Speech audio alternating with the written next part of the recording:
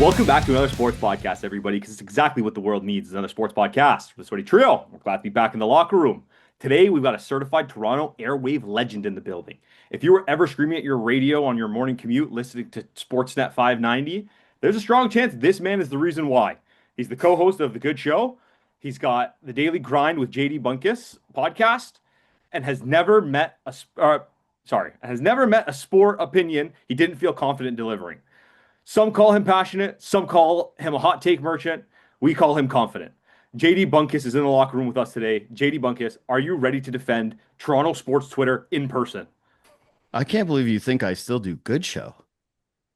I, No, I know that you still have your podcast going. yeah. I thought you said the host of Good Show. I was like, the Good Show. That was like 5 years ago. I was Well, like, that's what we grew up watching. So that okay. was I my was first like, impression of you. that was 2 shows ago. That was in some ways 3 shows ago. Okay, yeah. I'm ready, boys. I'm ready to defend anything. First of all, me and the show that I do. So to start out, we know you're a Seahawks fan. Congratulations Yeah. on winning the Super Bowl. Love Thank to you. I ask, did how was it. that for you? What was the experience like seeing your team get the bowl? Honestly, I love that part. That's the best part is people like, congratulations to me. And I'm like, yes. I drank 10 beers and Amazing. screamed at my buddies rooting for the Patriots that I watched with in a garage. I did it. I did the damn thing. No, it felt amazing because the Seahawks, listen, they're one of the teams that I really just get to be a fan of, right? Like I do Toronto sports radio. It's a little bit of a complicated relationship because I grew up rooting for these teams and I'm still very passionate about them. But my interests have like shifted more where now I care more about the fans of the teams than I do like the players, right? Like I grew up and Mitch Marner and Curtis Joseph were my Mitch Marner, Matt Sundin and Curtis Joseph were my heroes. Like when Curtis Joseph left the Toronto Maple Leafs, I cried in a grocery store.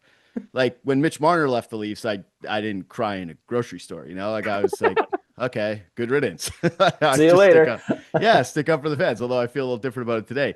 The Seahawks, I don't have to do on a day-to-day basis, so it doesn't really feel as much like work. So I just got to like put my jersey on and like I said, go to my friend's garage, watch with a bunch of boys, and scream the entire time in a Patriots fan's face, which I wouldn't do with other sports. So it's nice to be able to like kind of stay connected to that part of me where like I care. Like I was really embarrassingly proud of Sam Darnold. Like I had a moment where I was like, I'm so proud of you. I'm like, he's a multi-millionaire professional athlete who you've never met. Chill out. And I was getting emotional watching him get the trophy, being like, they doubted you, Sam. I don't know. They So wrote it was you off and nice. you wrote back. Yeah, that's it. I was like, he's the real one who wrote back. I was like sending clips out to my friends, and they're like, I don't care. Every week, Fuck you, Geno Smith. Fuck you, Geno Smith. oh, dude, I was so right to be, or so happy to be right about Geno Smith, though, because like I hated on him the whole time he was a Seahawk. And when he left, there were like a lot of nerds, a lot of football nerds that were like, this isn't even an upgrade. And listen, I'm not going to pretend like I thought Sam Darnold was going to win a Super Bowl when Seahawks signed him. But I said to everyone, I was like, he's definitely going to be better than Geno Smith. And I got all this pushback from Seahawks fans. And yeah, he's the world champ. So that's what I care the most about is my team won and I was right. Exactly. You got a couple more years of this too. This team's locked up, so they Yeah. could go on a few more runs after this. Honestly, just to get one against the Patriots, though, like to kind of close that loop a little bit, that's something. Absolutely. Because before Isaiah Connor Falefa, I've said this a million times, but it bears repeating. Like I really did have many, many, many dark thoughts about that Super Bowl loss to the Patriots. And I used to think that it was gonna be the last thing I saw before I die. I was like, I'll be on my deathbed somewhere, I'll be having a heart attack in the middle of a street. And I was like, Won the ball. is your hand into Marshall Lynch? Malcolm Butler owns you. Yeah, oh, totally. When they brought him out to ring that bell, like I was triggered. I was not happy about that. I thought that was poor sportsmanship. The Jays are coming up right around the corner. Yeah. What are your expectations on the year? World Series. Like, how could it be anything short of that, right? Like they Back got against so the close. Dodgers. Well, yeah, like it's to that Patriots point. Like that's really the only way that you heal is if you beat the team that beat you fully, right? Like, and like, listen, do I think that's a realistic or healthy expectation is win the World Series? No. They're likely not going to win the World Series because only one team does that, but it's hard and it's going to be hard to recalibrate. Like, I don't know how old you guys are or like how old you were in 2015. I'm guessing like you guys are what, like early 30s, late 20s? Yeah. Late 20s, Yeah. early 30s, yeah. Yeah. So, yeah, you remember 2015 pretty vividly then. And those first few games back in 2016, it was like hyper intense. And if you also recall, when they made the wild card game, people were pissy. They were like, wild card isn't even playoffs. I was like, we're the Blue Jays. I was like, this isn't the Yankees. Like, what are you talking about? And then they had that amazing series or that amazing game against the Orioles. I was at that game. And I think that this year is going to mirror that a little bit. Like, people are going to be pumped on the team. People are going to be super positive about the team. But if they go through lulls, the expectations now are super high. And so, yeah, I think it's going to be like a roller coaster ride season. But yeah, I love the roster. I love the pitching staff. I think they're really good. I've definitely got some question marks about the team. I think everybody should. That's healthy. But yeah, I really do think that they should absolutely be one of the best teams in baseball. And if you're in that mix, then you got a shot. Speaking of health, what do you think of this whole Anthony Santander situation? Do you think it was maybe something he tried to rehab and, it just didn't work out that way, or he was like, hey, they didn't see anything in the scans in the summer? I think that's what he said today or something I Yeah. read today on Twitter. Do you think that was kind of like a disappointing situation or like a mismanagement on his part? Yeah. I mean, I don't know about like him in the whole situation because I'm not the doctor and I'm not in the room. Right. But like I had Ben Nicholson Smith on, and the quote he had today was, or yesterday, whatever, whenever he spoke on it, he said, "It's nobody's fault." I was like, "Oh, it's fucking somebody's fault." Like, you're paid $100 million to swing a stick and throw a baseball, and your shoulder's fucked. So someone better know what was going on, especially since his injury was happening like a few months into the season last year. Like, yeah, it's insanely disappointing. Like when you get free agents, you're buying the first few years, right? You're not Right. saying, all right, like what's his deal? I think it's a 5-year deal. 92 and a half. Yeah, Yeah, that's it. 5 years, 92. So you've already scratched 2 years off that contract, the front two. And you're paying this guy till we're going to be a million years old. Like it's like you guys know who Bobby Bonilla is? Like that's what Bobby this is Bonilla gonna, Day. Oh, yeah. yeah, like we're gonna Mets have legend. Anthony Santander Day where it's like, hey, cut him his $5 million check and it's gonna be 2042. And they're gonna be like, yeah, today is the day Santander gets paid. So yeah, it's a huge piss off. And like it's hard for me to blame him because athletes wanna get on the field. And if you're giving them the option, like, hey, you might be able to rehab this, we think there's a good shot, or you could get the surgery, like who among us isn't going to say, wait, I don't have to get cut up?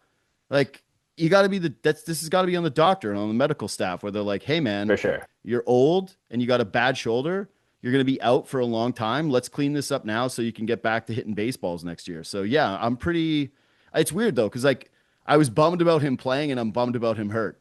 So, There's no in between, eh? yeah, like I was so ready to hate his guts if he sucked. Like I was geared up to be like, you better not start slow, Santander. You're gonna be eating it from me. But yeah, he's like, we're not even gonna see him. So I guess year 3 of that 5-year deal is where people are gonna be talking about the bounce back. What are your thoughts on Bo leaving? And do you think it's possible that Springer repeats, or is he gonna have a dip, do you think? I think that listen, I don't think Springer's gonna fall off a cliff. But to expect him to be down ballot MVP, George Springer, when he's 36 years old, might be a bit of a tough ask. Like you gotta mentally prepare yourself for a slightly different version of that guy, right? Plus, he was also super healthy last year, so maybe the DH stuff has totally unlocked it. The Jays do have 5 outfielders that can play before him. Like when Santander originally went down, and I was talking to people, and they were like, "Oh, well, they can take their time with this." My biggest fear was that the Jays were going to get cute and try to play him in the field. I was like, nah, man, I do not want to see George Springer play in the outfield, No. like ever. I just want to see him hit. That's it. Hit the ball, go run around the bases. That's the it. extent of your exercise for the season.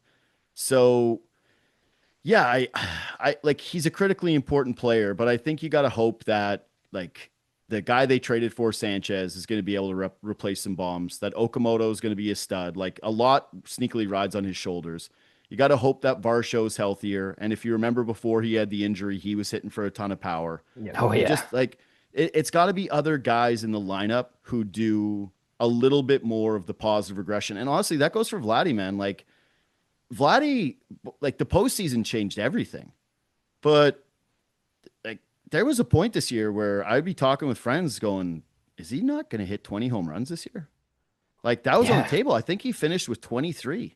Yep. So Just over. the hope is that it's like he hits maybe 30 bombs. I don't think that he's like a 45 home run guy. That's not like how he profiles anymore. But yeah, if you get more from Vladdy, you get a bunch from Okamoto, you get a bunch from Sanchez. Like there's a pathway for this. I think the lineup's pretty deep.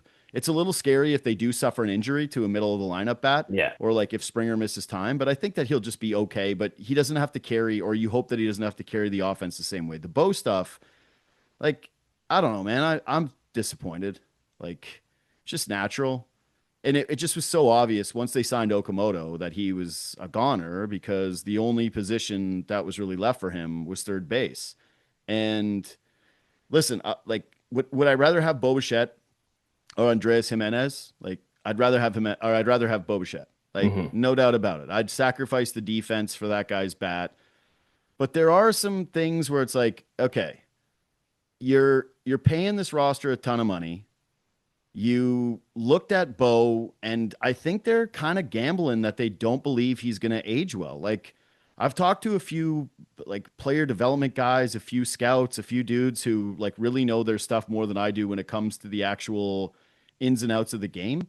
And they've talked to me a lot about the same thing, which is like a guy who relies on athleticism as much as Bo Bichette does might not age as well as somebody who's a little bit more of a natural like Vladimir Guerrero Jr. So I think that kind of like always spooked the Jays. Plus, this is 2 seasons in a row where he ended up with an injury. His sprint speed fell off a cliff. Like, yeah, he was hurt at the end of the year, but like, remember him running the bases, how slow he was? Like, that's why he got hurt in the first place. So I can kind of see their logic in not going crazy for him. But it's like, for me and for my money, I'm like, you got this window here that's super special. You were willing to spend all this money on Cody Bellinger. Why would you let Bo Bichette walk out the door? Like it felt a little cute in hindsight. Like you could have just started out, been like, Bo, what do you want? What's it going to take for you to stay here?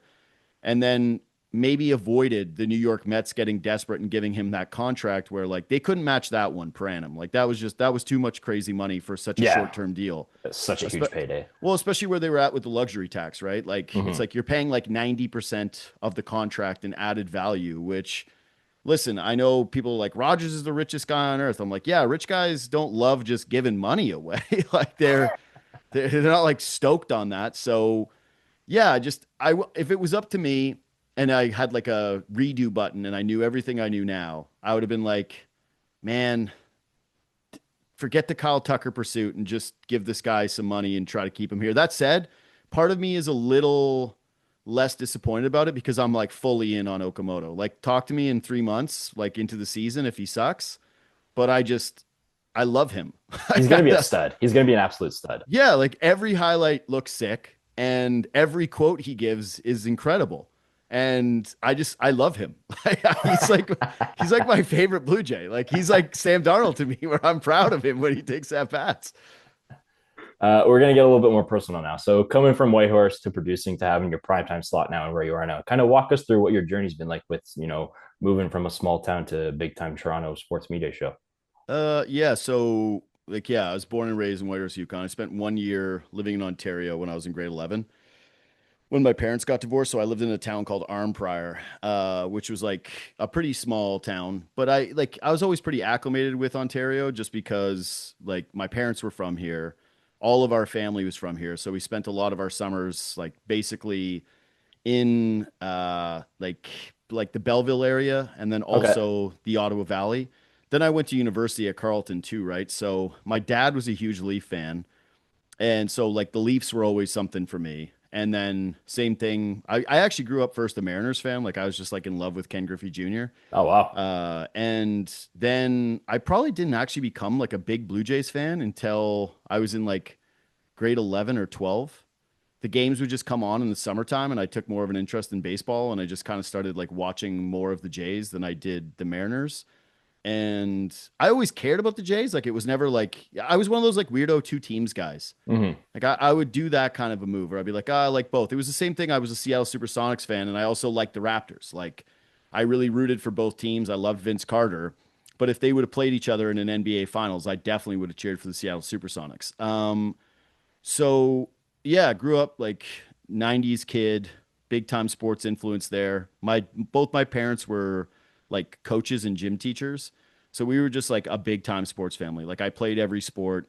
It was basically my entire life, like playing and watching. Like that's all I really liked to do. So I don't know. I just kind of always had a passion for it. And then I went to university. I thought I was going to go to law school. And then I was like, that's hard and you got to read a lot. I would rather just talk about sports. That's why I quit law school too. I went to Yeah. technology. Yeah. Almost philosophy, dude. Who knew? Well, actually, I kind of got saved because when I went to Carleton, they had a law program, like an undergraduate law program. So I actually got to see what that was all about. And as I was like prepping for my LSATs and applying to schools, and I was like, I remember my mom ended up being a guidance counselor, and I went to her like a baby, and I was like, Mommy, I don't think I want to do this. She was like, well, there's like, what else would you do? And I was like, I just really like sports, mama. And she was like, there's these programs like for sports journalism schools. And I was like, okay, like that actually seems like total bullshit. That's because like, are you guys fans of stand-up comedy? Of course. Yes. Yeah, like I'm a huge fan. And it's like, if someone told me they were going to like stand-up comedy class, I'd be like, that's the most embarrassing shit I ever heard. That's a good start to your joke. Like it's so Was that the punchline? yeah, and so I kind of viewed sports journalism school sort of as the same thing. I'm like, listen, you're either like a pro athlete or a coach or a GM, like you work in sports and then you get out of it, or you're just a writer and you go to journalism school. You don't go to sports journalism school. And I went to that program and I really thought it was just like, I'll be honest, like I really did think I was basically just buying a year before I was going to have to go to law school. Like I was like, I have to do this. I have to be an adult, but I wasn't ready for more school. And the course ended up being really good. There was definitely some flaws with it, but you made connections with some people in the industry. And yeah, there was just a few of my teachers who I think that they sort of saw something in me. And it's just because like I've always been a shit talker. So like I got a level of confidence in terms of speaking an opinion. And they advised me to like not go to a small town. I actually got a job offer in a town called Eagleston, Alberta, to go do like sports. Because the way that it used to be with sports media, like I'm so jealous of you guys having something like this, because it used to be like go get a job out somewhere and then be a reporter at a local station and then get big enough and good enough at that you put together a good enough reel and then you go somewhere else. But like I didn't really grow up on that. Like the first things that I loved to do in terms of sports communication were I liked a couple radio shows, but I was never like a huge radio guy. I just really loved podcasts. Like I loved Bill Simmons's podcast. And then I became a big fan of Hockey Central at noon when it was Kiprios, Millard, and Doug McLean. Nice. And so I would like listen to that every single day and I would just like eat that up. So I really wanted to do that. And once they had a podcast studio at that school, and I went in there and I just did podcasts. I decided to take an internship at the Fan. I thought I was going to quit that like probably 20 times because all anybody did was tell me how shit the pay was and how there was no hope of doing anything. And I was like, yeah, all right, this sucks. And then I got that job, but I think like my break was I did a basketball podcast called Free Association, and podcasts just like were not a thing at Sportsnet. We had Merrick versus Wyshynski. That was the only one. Mm-hmm. And they started to like ask questions about it, and they asked me to produce one. And when they got the hosts in there to do the basketball podcast, I was like, fuck this. Like, I know way more than these guys. Like, this is not going to be good. So I just started being like, give me a shot, put me on the mic. And then it became kind of apparent that this was going to become more my show with another guy at the time named Dave Zarum. And then Donovan Bennett used to co-host it with me. But yeah, that started to like really pop and build something. I started to get like job offers. I got one in Vancouver, and yeah, I did late night radio. So yeah, it was a journey, but I just like, I've always loved it. Like I've always really appreciated the time. And I think that when it comes to this medium, and like that's why like I really respect the fact that you guys do this. It's like you have to love it. Like you can't fake it. When you're talking Yeah, about for the sure. sports, it's like, do you give a shit and do you know what people are talking about or not? Because you're naked in this. Like I don't get like a TV monitor to show highlights and break down highlights. Hmm. Like this isn't an Instagram reel where I can curate things and take 20 different edits to do it. It's like, no, you go live and you say what you know and you prep, and then once you're in there, you're just like you're in the waters. There's no safety device, there's nobody coming to bail you out. Like the hour needs to be filled. So I've always liked that a lot. Absolutely. I don't know if you ever checked out our podcast. Our podcast is shot in a basement. It's my house, my basement. I And love all it. we have is the big TV with the schedule. And the funniest, like the best moments are the authentic moments where we're talking about something and obviously we're all passionate and really getting into it. And then Michael over here is the numbers guy, and he always throws some random, like absurd stat that completely throws our point down the toilet. And those are the authentic moments that I love. I love that too. Like I said, I would tell like, and this is the advice, like every time I go and speak to like school where they'll be like college students or people that are aspiring to do this, I'm like, you just got to do it. That's Like it. you just have to do the thing. Like if you like now come to me and you say, what do you want to be? Or I'm like, what do you want to be? They say, I want to be a writer. I'm like, show me your stuff. They're like, well, I haven't written since school. I'm like, you don't want to be a writer. Like a writer writes. And a podcaster now, like you guys have the capabilities. You can record this out of your basement. And for Hmm.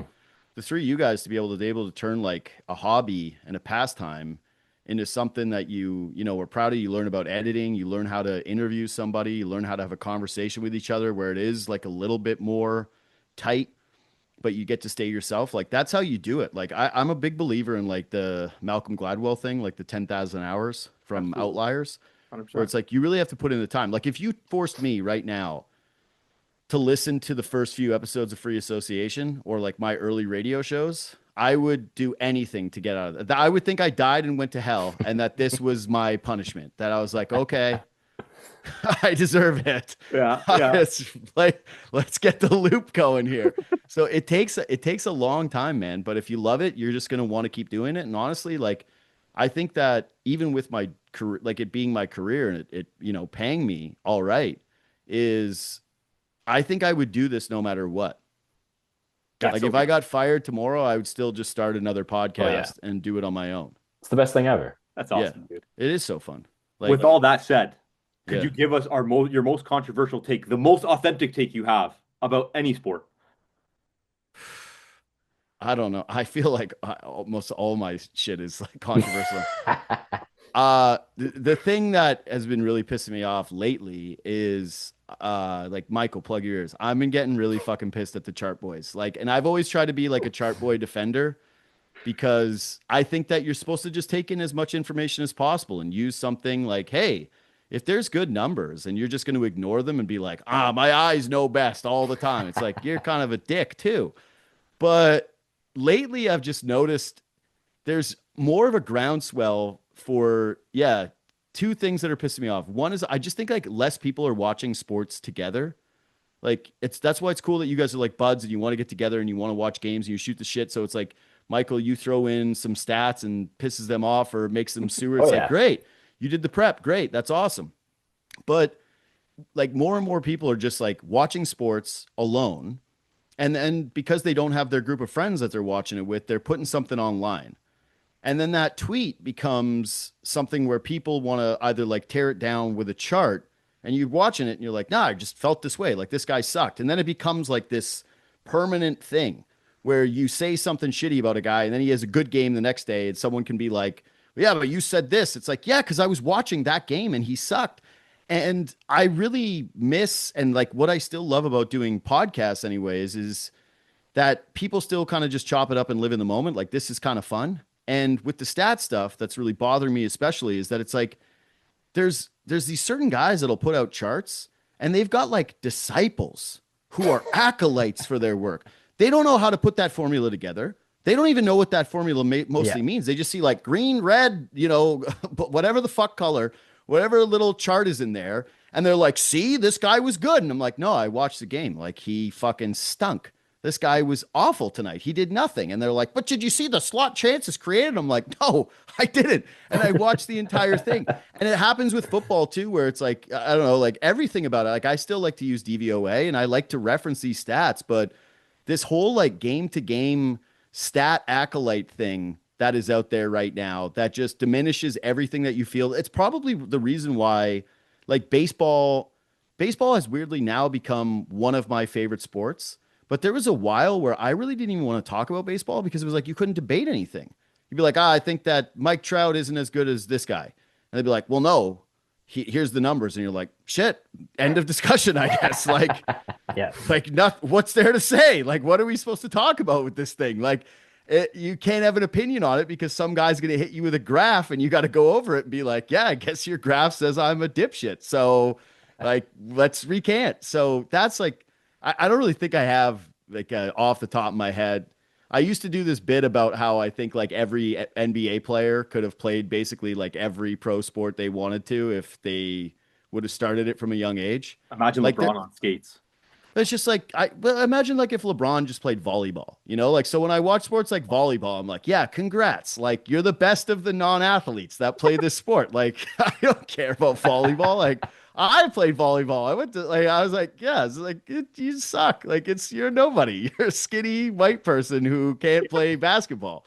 Like it's just that's what it is. And I feel the same way when I watch soccer goalies. Like every soccer goalie on earth got to be grateful as hell that NBA players were not invested in soccer goalie as the number one tier. Like, you don't think Serge Ibaka would have been amazing at soccer goalie? Jokic? And then the soccer guys are always like, yeah, but they got to set up the offense and they got to kick it. And I'm like, they could learn that. Like they could learn that in a couple of years. So that's probably like my hottest take that I like really believe in is like they did that show Shaq Verse. Remember that show? I remember that. Shaq versus all these other sports. Sick. Yeah, but it was like Shaq was 45 and he was still like doing sports well. And I went, yeah, man, Shaq as a baby, if they would have just said, pick a sport and you're going to specialize in this one thing, I think like he would have gone pro in a lot of different sports. Same with LeBron. Like, I just think they have the best athletes on the planet where a lot of them would be able to play these things. Well, the chart thing leads into my next question because this is a Marner question, and we refer to him as player 16, and he's a chart boy. I mean, we lived it for almost a near decade that in the playoffs he crumbled, he didn't perform. But then you see him put that maple leaf on, the other red maple leaf, and he scores the OT winner in the Four Nations. He sets up McDavid. He's got that beautiful goal today. Why do you think, is it because he's playing with the best of the best? Like, why does it click for him in those moments and not when he's a maple leaf? Well, I think it's a multitude of different things. One is what you just said, which is like he's playing on Team Canada, passed the puck to McDavid. McDavid scored. Today was a brilliant goal. I do think that those checks were puck watching him. Like they were like, is he doing this? Like it was like they were almost frozen, right? Like, where is he? And yeah, he's gonna dump it. Yeah, and like even Dostal was like kind of like enamored by the play too, like looking at him rather than actually focusing on making a save. Marner had infinite opportunities with the Leafs to show that he was the guy. Yep. And this is what I would say about Marner in this case. And I'm not trying to be a hater, but like, yeah, you're on Team Canada and you're what in terms of most important players on the team? Is he top 10? No. Probably, maybe not. Like think about like right now when they were coming in, like probably not, right? But right on whatever the cusp of that. But you would definitely take like a few defensemen ahead of him. You would say like, yeah, I would actually say the goalies aren't more important just because as clutch as Bennington's been, you would think like Thompson, the way they look, like maybe could do the job. Like there's at least a discussion. Like Marner's not one of the top guys. He's not one of the faces of Team Canada. So he gets to slot in, gets to play with Sid. He gets pumped up by all the guys on the team. They're all positive because they're all winners and they know what it's like to get it out of them. And so, like, the pressure just isn't the same. He gets to play far more freely. Like, if Canada loses, Mitch Marner's not getting blamed. Yeah. Nope. Like, he's dead last on the blame tree. Like, and honestly, he was a ghost in that game before he scored that goal. Like, tell me one thing that you can remember Marner doing in that hockey game before he scores the goal. Like, there really wasn't anything, right? I can't, honestly. No, you can't. No, there was one play. And it actually was a huge play. He set up Suzuki on the miss. He made that pass to Suzuki, who missed the open net. But it was like outside of that, Mitch was not really to be heard from in the game. So I think that he thrives more in those atmospheres where it's like he doesn't have to be the guy. And then if he adds to the thing, he gets celebrated as it. And like I feel a little bit for Leaf fans in this where they like all are going to get dunked on for the next, 48 hours because it's just going to be constant like they gave up the wrong guy. What did Nylander do? It's like Nylander and Matthews on their team are the guys. Matthews is the captain of his team. Nylander, I had their coach on my show. He's like, he's the most important player to Team Sweden. Like they have a lot of good guys. And he's saying that like, if I had John Cooper on, he wouldn't be like Mitch Marner is the most important player to Team Canada. So the environment that he's in is so much better for the constitution of the player that I think it allows him to do this a little bit more where when he disappears, there's not a huge conversation about it. And then, yeah, like, so I think it's a combination of those things. Amazing team. Like you're playing on one of the greatest teams ever assembled of players. You're not in the top 5 guys when it comes to discussions around you. He was last year at the Four Nations because of the contract situation. But even then, it was like he got dumped off the first line pretty much immediately. And the conversation around him was like, hey, he's not really doing it until he set up McDavid. He had the overtime winner. That was big. And then from that moment forward, it was like he wasn't really involved. So, yeah, I just think that there's not too much to read into that situation in terms of like he's really changing who he is. I think like that is who he is. Sticking with Leafs in the Olympics, but we're going over to the U.S. side. Do you think if Matthews, God forbid the U.S. and Canada play in the Olympic gold medal game and the U.S. wins, Matthews has a game-winning goal, whatever, 2 goals, whatever you want to call it. Do you think that just helps somewhat destroy the narrative of that he's not that clutch and that he can somewhat translate it to his NHL career? For sure. It has to. Yeah. Like it just has to, because like, again, the difference between him and Marner is that it's like, he's the guy. So if he's driving the bus to a victory against a team that is, I think Canada's better than the United States. Oh yeah. But at worst, you could say they're even. Like, there's no way that you could be like, oh, he led Team USA and everyone would go like, oh, Canada stunk. Like, this isn't like the women's side right now tomorrow. If Canada wins, the Canadians get to be like, man, if Marie-Philippe Poulin, for example, scores like 2 goals, it's like, holy crap, she elevated a team that had no business playing against these guys, and they won because of her.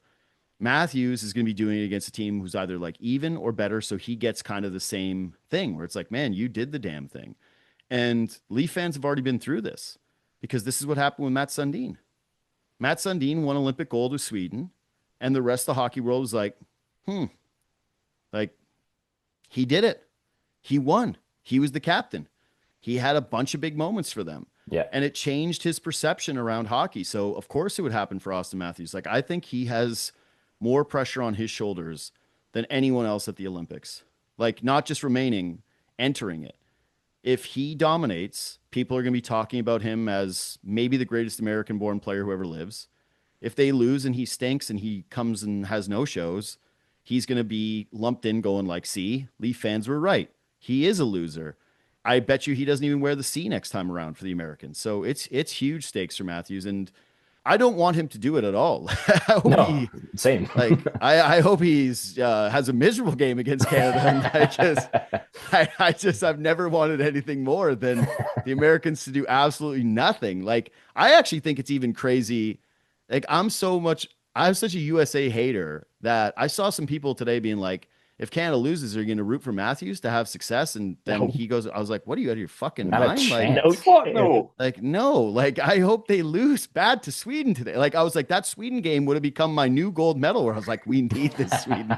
This is all like, the country desperately needs you to come through for us. So it's a weird place to be where it's like, you really do want to see more of that from Matthews. Like, it would be cool to see him have like an attitude swagger moment, but I don't want this Olympics to be, hey, you know what were the cool moments? It was Mitch Marner scoring big goals and Austin Matthews finally doing it. But for the Americans to beat Canada, I'd be like, great. Like, truly, like, this is going to make me feel good. No, it's horrible. Like, do it for the Maple Leafs. Yeah, the complete opposite of what you want.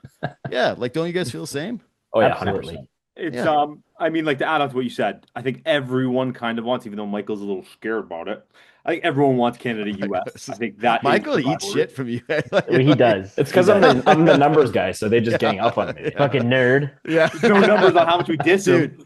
this is the thing is like if there's a 3-man group like on a pod, somebody's getting ganged up on the most every single time. It's usually me and Osama versus Michael. Yeah.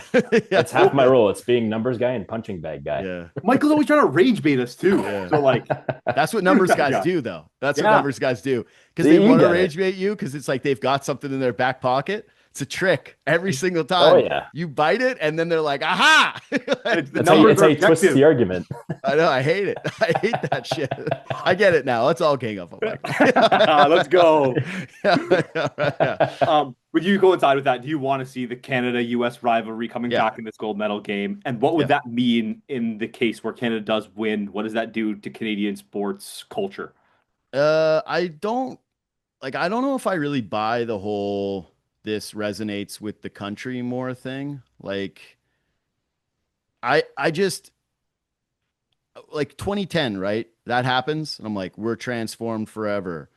And now I'm watching World Junior tournaments where like Canadians don't play the same way and we've got problems with our development system. And like I think that really one of my biggest passions right now in terms of the things that I talk about on my show with like real consistency is I hate where youth sports are at. It's become way too capitalistic. And I like, listen, man, like I'm not a communist. All right. Like I'm not believing like, hey, but it's just with youth sports, it's become a situation where it's pay to play. And I think we're losing a lot of kids. Like it's 70% of kids now drop out from sports when they turn 13 years old. Like that's crazy, man. That's ridiculous. Yeah. And it's like you hear what hockey parents are paying for hockey and what basketball parents pay for rep basketball. Like it's out. I would have never been able to do it. Like my parents were teachers and they had 3 kids. Like the idea that they were going to be able to pay for me to play hockey at that level with that kind of money, it was like, we were out like that. We would have been automatic. And I was a goalie. So like, it would have been 0.000%. So, I can't say that like Canada winning gold is going to change all these money grab operations that are raking parents over the coals. Like, I think that has to be a completely different conversation. What I do think it has like huge import with is nationalistic pride. This is still like our game, you know, like the basketball team has been coming up and we've got a ton of Canadians in the NBA and everybody's really proud of that, right? Like we're going to watch the World Baseball Classic and guess what? Canada's going to have like 6 major leaguers on their team. We're going to watch some pitchers out there who are going to get absolutely fucking tattooed by the Dominican Republic. And we're going to have to love it. Like this is the game that we're supposed to be the best at. It doesn't matter that the Americans have a bigger population. There's something about being Canadian where we just care more about it. This is our game and the other ones can't replicate it. It's like, this is our sport. We need to win our sport. And this is the first time in my life where we've gone a huge cycle without best on best. Like, yes, we had 4 nations last year, but it's been since 2014 and a lot of shit has happened. Like there was a global pandemic. We've had youth sports really change. The Canadian system has taken a lot of heat when it comes to their development and how they're going to create players. And here we have this best on best where for the first time, the United States, many people think like is either the co-favorite with Canada or right behind them. And so as risky as it is, because losing to America, nothing would feel worse. Also, nothing would feel better than beating them.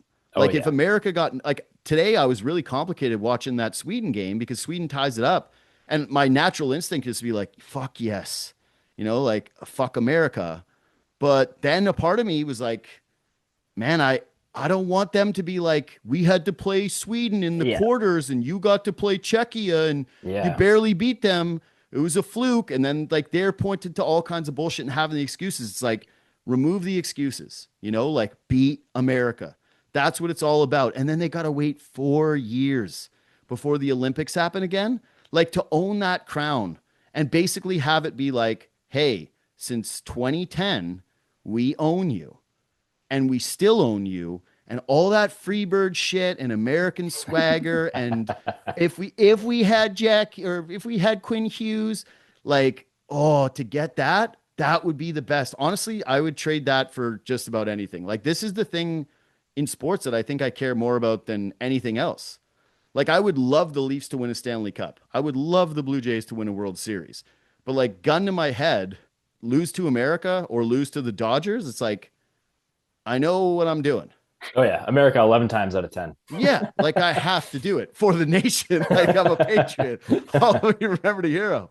So that's good. I have to do it. Like it's just the thing that we need the most. So yeah, to me, it's the most important thing because it just like Canadian hockey just makes you feel a little bit different in your bones, man. Like it just It really does. does. And just Yeah. to add on to that, like even with the four nations and NBA, I was actually a little bit disappointed with how they ran their All-Star game this year because they were talking about Mhm. USA versus the world. And I think when you break it up like by nationality, just these guys play different. They're Yeah. playing for a flag on their jersey or whatever it is, and it's a different kind of pride versus being drafted to the Nuggets or being forced 100%. to play for them. Yeah, but especially though when it's like again your country's sport, and like we don't get to participate in the other ones that way. Yeah. Like again, Canada at the World Cup was awesome, but look how we were measuring it. It was like we played Croatia, and remember it was like we scored a goal, we're tied with Croatia. Like let's this go. is insane. Happy to So be it's there. like, yeah, like we're the Latvians in that. Like we're watching these games, being like, yo, keep it close. Like maybe we'll fluke our way into a victory. Like that's it. And it's the same. It's just that hockey's the different one where it's like we get to be the big baddie, we get to be the standard bearer, and I want to keep being the standard bearer. 100%. And just sticking with gold medal game, do you think because it's the final game, he probably won't be on the team in 2030? Wow, that's crazy to say. That there's a realm of possibility that Brady Tkachuk and Tom Wilson drop the mitts at center ice at some point.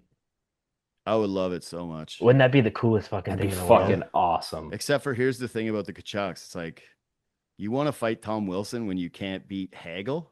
Like, like good luck. Yeah, ultra pussy. You better hope that you get what that French guy did and just yank Tom Wilson down immediately and get the better of him because that's the only hope you got. Like if you trade, it's gonna go like if they do the point to center ice, like I know which one of those guys is gonna be Max Holloway and which one is gonna be Justin Gaethje. Like that's I know how that's gonna go. I would love it, but I just don't think I think that the only way that it would happen is if it was like a completely lopsided score for both teams. Like I'm talking like 5-0 Yeah.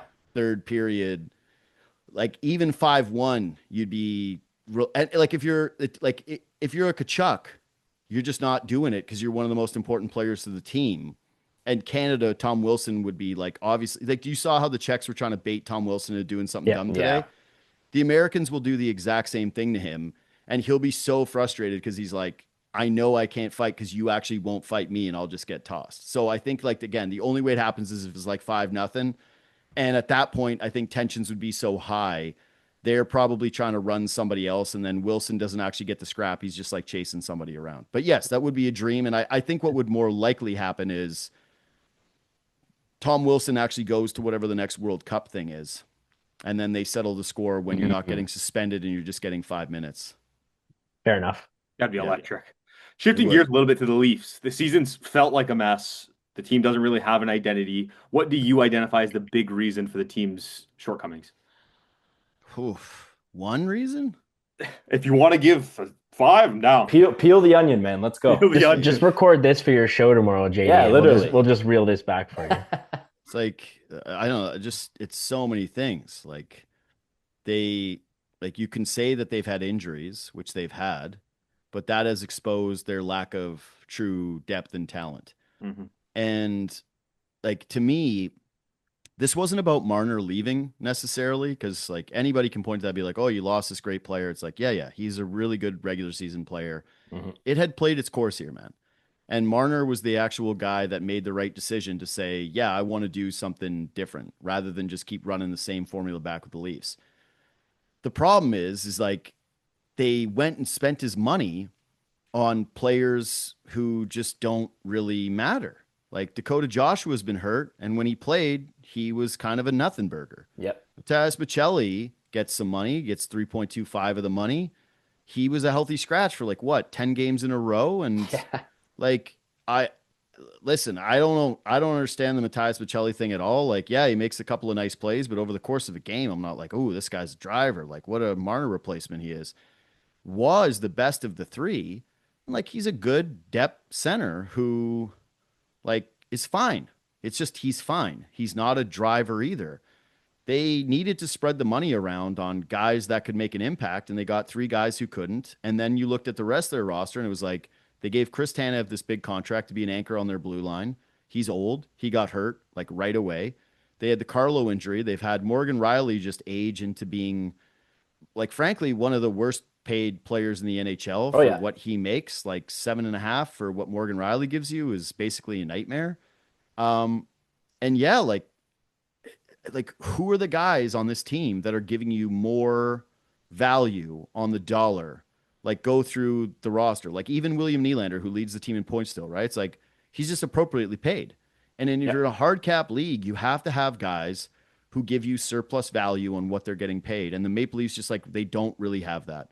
Like, I'm really like, Nick Robertson is probably giving you surplus value by like $500,000. Like, you know, it's just, it's not a good mix of players. They don't really seem to have an identity. I don't think that they're really well coached. They're assembled poorly. They've got stars who are pretty passive and who do not just like put the team on their back. Like, that used to be the thing with the Leafs that they could do to paper over their problems, is when they had Marner and they had Matthews and they had Nylander and Tavares younger, by the way, who, he wasn't the same guy that last stretch of games, right? Yeah. They could at least be able to be like, okay, we're bad defensively, or we've got a bad goaltender, but we can outscore and out-talent our problems. And when you remove Marner from that equation, you're not the same team. Like, you remove them and you add a bunch of, you know, C- level talent. That's being generous, by the way, I think, for 2 of those guys. You're obviously not going to be able to do the same thing. And to me too, it's like the fans and the players are feeling the same thing. The guys that have been here for a while, which is like, there's fatigue all around. Like, we're tired of watching this shit. And I think they're tired of dealing with this shit. Like, when I see Matthews on a lot of these nights, like, I think that probably the most underrated story of the year was when he did the like ear thing to the crowd after they'd been booed. I was like, yeah, man, this guy, he's like, I'm not saying like it's the most underrated thing because like he hates the fans, but it's like, that's the temperament of the team right now, where it's like they're turning a little bit on the market. It reminds me like a little bit of Salute Gate, where it's the media versus the team, it's the team versus the fans, it's the fans versus the team. And like, there's a bit of burnout with these guys. Like, I think that everybody's kind of over it. And so I just don't really know what the next steps are. My belief is that the best course of action is to sell as much as you can at the deadline, get as many assets back, and then try to completely retool the roster around Matthews and Nylander for one more go before that Matthews contract gets the final year on it. And then you got to make an even more difficult decision. But I'm afraid that Tree Living is just going to try to be cute and go like, yeah, we'll trade Bobby McMahon and that's it. They're going to be hovering around a playoff spot. They're going to do a fake comeback thing where they go through another stretch and people are like, JD, you were wrong about the team. Like, they're hot. God, I hope not. And then they're going to finish like a few games out of the playoffs or get in and get smoked because they're not good enough to win. Like, the goal is no longer win a playoff round. The goal is no longer win 2 playoff rounds. Like, the goal of this organization needs to be win a Stanley Cup. And they feel miles away from that to me. Like, are any of you like remotely optimistic about this season or even like the immediate direction? No, not at all. Like, zero. Yeah. I think we folded after like the first 3 weeks, maybe even month. It was like, give them a little bit of leeway because it's like first couple games without Marner, but now it's like this team has just lost. Like, they fucking suck, just to put it bluntly, honestly. Yeah, it's I went to a game. I got free tickets in the lower bowl, and I'm sitting there watching Leafs versus Chicago, which I thought the Leafs should pound them. Yeah. And Bedard wasn't playing. Bedard was injured that day. And I ended up leaving at the start of the third. They gave up. They got one back. And I'm like, oh my God, this team cares. And then they don't. They give one right away 2 minutes later. I'm like, these are free tickets. This is a free event for me to be at. And I don't want to wait and spend my time here because these you could beer's feel it not on free, though. You get the free tickets. The beer's not free. You got exactly $17 beers to watch them lose. That's where they get you. I often reference on the podcast through that game. There was people eating like salmon pasta and like these really fancy grilled cheeses. I'm like, what happened to hockey food? So, there used to be hot dogs. Were you in a suite? No, we were it was like lower bowl. People were just walking from like the VIP club with like these salmon salads and pastas. Yeah. I think he was in the Woodbridge section, honestly. Yeah, that's what it was. For me, it was the homestand. It was like you had a chance to prove something during that homestand, and you biffed it completely. And yeah, like I was at that Sabres game. They brought out Daryl Sittler to celebrate his 10-point anniversary. They give him, a stick, a banner, all his old teammates are there. And I'm just like, you got to get up for this. This is a must-win game. You're falling back. Like, I think it was 8 points they were going to fall back of the Sabres in that spot. And they ended up getting to face the third-string goaltender of the Buffalo Sabres for 2 periods of play and had absolutely no give-a-shit meter whatsoever. And that, to me, was like, that was the death knell in the season. If I was the GM, I wouldn't care about beating the Canucks and the Flames right before the break. I'd be going, you showed me who you are in that home stretch. I'm absolutely not staking future pieces of this team with that group. You had your chance. You're out of the playoffs right now. Sell, sell, sell. Get as much as you can. And then hopefully it's a new GM in there, and hopefully it's a more creative vision and something that, somebody that is able to at least have some assets to work with when they go to the trade market to try to bolster this group. Because what they've got right now, just, it ain't working. Sticking with the, let's hopefully recoup some assets. The toughest, I don't even call him an asset at this point, is Morgan Riley, full no move. You think there's a chance this offseason they sit down, have a conversation, say, Morgan, your time has come here. It's time for you to move on. We'll send you to a winning team. Whatever you get for him, hopefully it's something, but probably not. Do you think that's something that's somewhat realistic, whether it's Trey Living or not? I think it's not somewhat realistic. I think that it's like almost impossible to see anything other than that. Like, it's run its course. And Morgan Riley, I've gotten to interview him a few times. I've got to meet him. He's not an idiot. Like, he's smart and he gets it. He's given, I think, a lot to the market in terms of effort. For sure. But it's just not there anymore. This offseason, they came in, they were like, he's dropped weight. He's back in shape. He had a baby and he got fat, and now he's not. Like, it's like, all right, we'll give you one more go. And he's like one of the worst defensemen in the NHL by numbers in terms of being on ice for goals against. Do I think he's miscast? Like, absolutely. Do I think there's a scenario where he can go be someone's, actual fourth defenseman and thrive with the right partner and just be adequate? Yeah. It's not going to be like a Mitch Marner situation where you're like, oh my God, I can't believe they gave up on this guy. But yeah, I don't see a scenario where the team will be like, hey, would you consider it? And he's like, nope. And then they're like, no further questions. Like, they're going to press him hard in the offseason. Everybody I've talked to has said the same thing. They know, like, the time has come to an end and it's time to move on. The only real question is, what does the trade actually look like? Because I don't know too many teams. People are like, oh, well, the cap's going up and 7.5 isn't what it used to be. I'm like, yeah, but you can't eat money because it's too many years left. Like, there's still 4 years, I believe, left on the deal. Yep. So you can't just be like, yeah, don't worry. The next 4 seasons of the team, we're going to eat $3 million off. It's like, that ain't happening. And there's probably not a ton of teams that want to take him. Everyone keeps saying the Sharks. And I'm like, if I have Macklin Celebrini, like that young team that might already push to the postseason, and even if I'm going to miss out on a ton of defensemen, do I want to take 7.5 of Morgan Riley? Like, even if it's free, like, I don't know. I probably wouldn't. So my guess is that Toronto will have to take another bad contract back. Like, maybe something that doesn't have as much length, maybe somebody who fans are going to be like, man, this is actually worse for Toronto. But they've got to change it up at this point. We know that you're a big pop punk guy. We're going to Billy Talent in July. Are we going to see you there? Yeah, 100%. Yeah, I actually. Hey. Yeah. I 100%. I'll be at Billy Talent. Billy Talent played at my frosh, and now I've gotten to know the bass player John, and he's a great guy. I think we're probably going to have him on Leafs Talk at some point because he bugged me about it. He's like, "Oh, if you ever need a fill-in," I was like, "Yeah, Johnny, we'll put you on. We'll put you on." Nice. Now there's going to be no leverage games for like 2 weeks. More than that, probably like the last month of the season could end up being like no leverage. So we'll probably end up having some guests on Leafs Talk and just kind of have some fun with it. But yes, 100%, I'm going to be at Billy Talent. Like, if you bump into me, I apologize in advance because I will probably be about 14 beers deep. So that's fine. I'll be so drunk too. That'll be totally beautiful. Fun. Like, I'll be throwing numbers at you.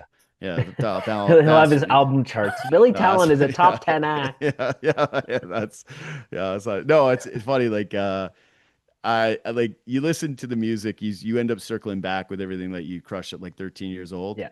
And I was more like, I'm still more of a punk guy than a pop punk guy. Like, the skate punk era was more kind of my thing. But yeah, now I am doing the thing where like I keep going to shows. Like I spent like the last 2 summers going to NoFX's final tour. Like, so I went to a stop in Tacoma and then I went to the stop here in Toronto. And all I could think of was like how old I am now. Where I was like still in a mosh pit and they're like shutting this down, and how this used to be me at like Warped Tours as a kid and being so pumped up on what I thought was like edgy music. And all these songs are about like fighting the establishment and like not becoming a part of the system. And I'm like, yeah, I'm just in. Like, I'm in the system. Like, I didn't. I'm looking around. Like, everybody here is like going to go work at a bank now, and here we were, just like the punk rockers. There's still a few that still have like the actual mohawks and the nose rings and the tattoos. Where I'm like, yeah, you're probably working at a gas station. Like, you definitely didn't buy into it. But for the most of us that are at these things, it's like, it's kind of tough listening to that music now. Go like, all right, we were supposed to be anti-establishment, and it's like, corporations more powerful than ever. Like, we didn't do it. We didn't do the thing. Absolutely, dude. JD, we ask every guest that comes through the locker room. You kind of touched on it at the beginning of this podcast here, but we love to know the 3 sports we cover are football, basketball, and hockey. Out of those 3 sports, which athletes do you think are the most athletic, where their skill could transcend sport? Oh, football, no question. Really? Because I was remember you mentioned basketball earlier. Yeah, but you said that you do. Oh no, right? You said basketball, not baseball. Basketball, football, and oh yeah. So then it goes basketball, football, then hockey. By far, dead last. The funniest thing is when people are like, hockey players are actually the best athletes because skating is hard. I'm like, did you just go look at the Tampa Bay Lightning when they had to wear the Buccaneers uniforms? Did you see that? Yeah. They look puny. And they get off the bus and they're like walking out there like, we are the Lollipop Guild. It's like, you guys couldn't do shit. Like, there's no way you're playing other sports. Like, I love hockey. It's like, again, the sport that still is I'm most passionate about. But like the idea that like actually he's a bad example. I was going to say Steven Stamkos because he was going to be a sick baseball player. Like, these guys are amazing athletes. Don't get it twisted. But it's like, compared to the dudes in the NBA and the NFL, it's like, no, man, you got to have some money to be in the NHL. Yeah. Like, a lot of those dudes are upper middle class. Like, it's again a pay to play system. Like, you know where it isn't? Like Mobile, Alabama, Louisiana, where they're just getting the athletes. That's still where the most NFL players come from, Louisiana. Yeah. So it's like, you think hockey will ever have a Louisiana player? Like, will we? Maybe one day, but like probably not. So yeah, so it's like, no, man, it's the best athletes. That's why, like, I love MMA so much, is because everybody around the world has a tough guy. Like, every culture has dudes who fought. And so when you canvas the globe, and right now it's like Dagestan just owns everybody. Yeah, it's like, my favorite meme is 2-3 years Dagestan. 2-3 years Dagestan. The best one for me is there's a chart of all of, like, I think it's anyone from Georgia and Dagestan. And it's like, cool Khabib. Khabib, young.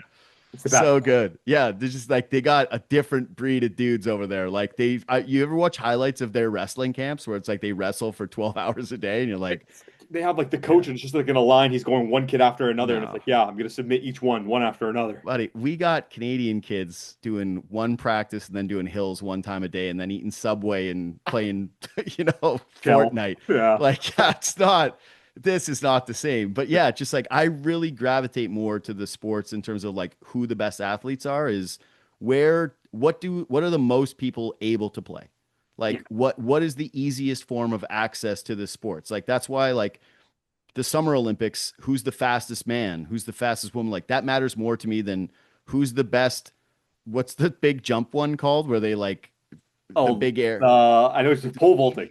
No. This pole vaulting summer. I mean, big like air, big air. Where they're like, look at this guy. He's the gold medalist in big air. I'm like, yeah, he's one of 10 guys that do that on Earth. Like, sick. Like, that Usain Bolt getting a gold medal and you getting a gold medal and them being like, we're both gold medalists. It's like, fuck that. Like, no way. Not true. They should start not making the same. Yeah, exactly. Like, Bill Simmons used to have this idea of like, some rings matter more than others. Like, so it's like, if you're the 2016 Cavaliers and you beat the Warriors, you should get like a huge ring. should be the same thing with the Olympics, where it's like more Metal of the this population. Yeah, like Usain Bolt gets to carry one around that like he can't even wear it because it looks like a tire. Like a WWE belt. Yeah, exactly. And the guy who does big air is like, yo, here's your penny.